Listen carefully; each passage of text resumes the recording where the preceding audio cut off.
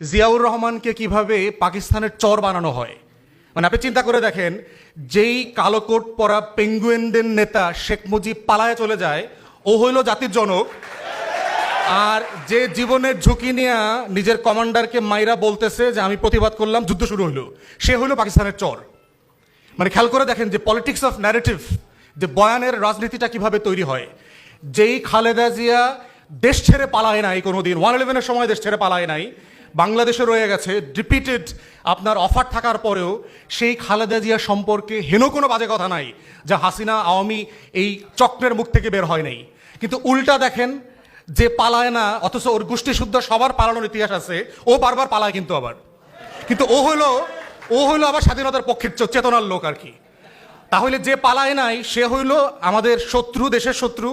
আর যে পালায় 111-এর সময় পালায়, সিস্টেম করে পালায়, আইসা আবার হইলো এয়ারপোর্টে 111-এর কুশীলবদের সাথে চক্রান্ত করে দেশ বেচা দেয়, ও হইলো স্বাধীনতার পক্ষের শক্তি। খেয়াল করে দেখছেন, এই চেতনার পলিটিক্সটা বুঝতে হবে তরুণ সহযোদ্ধাদেরকে।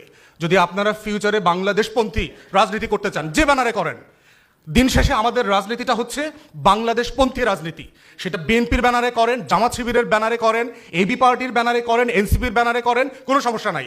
কিন্তু পলিটিক্সের মূল জায়গা হচ্ছে এইটা বোঝা যে আমি বাংলাদেশপন্থী রাজনীতি করি, দিল্লি আমার শত্রু।